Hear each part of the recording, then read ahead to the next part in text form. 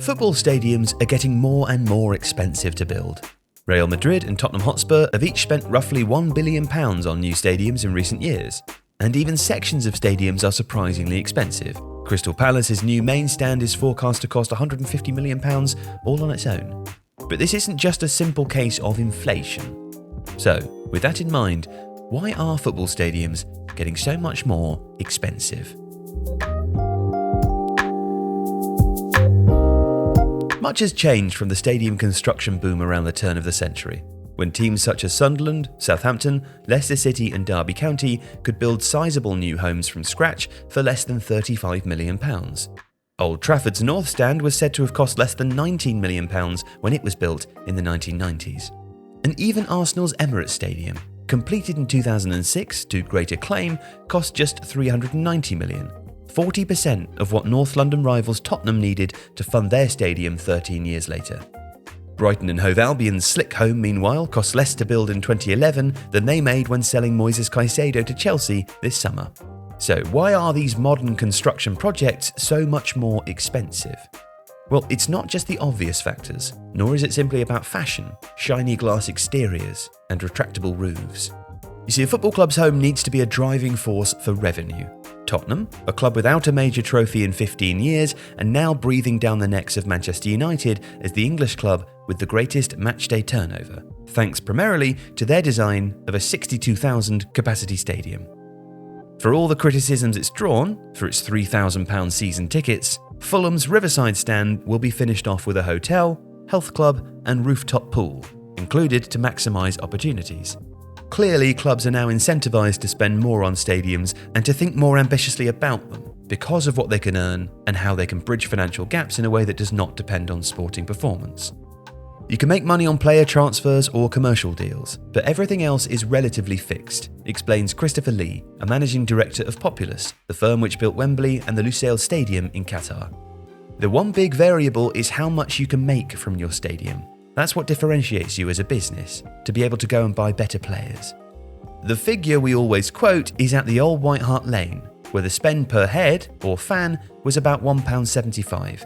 In the new stadium, it's about £16. So, multiply that by 50,000 general admissions, and they're pulling several million a game. It makes a big difference.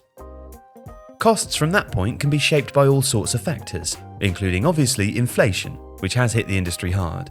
The price of steel and concrete in particular has fluctuated dramatically in recent times. Steel is roughly 50% more expensive than it was 10 years ago.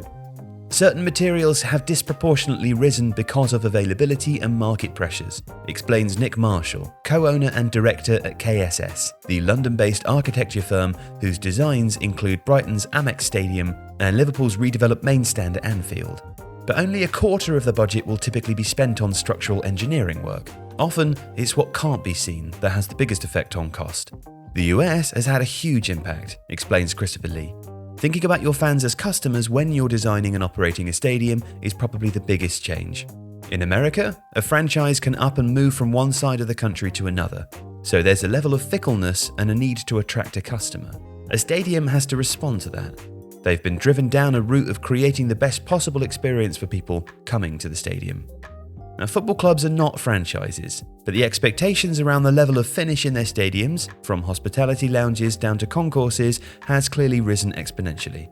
In a way, stadia now compete with the high street, as much as they do with each other, and that is one of the biggest drivers of cost.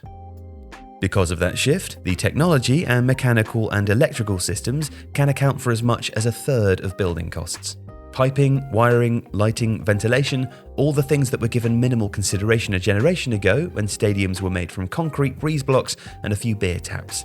There are also industry-driven upgrades to toilets, kiosks, turnstile software, and disabled facilities to consider. Services are quite high, and there are big kitchens doing very large matchday preparation. They usually work for a week preceding the match, Nick Marshall told The Athletic.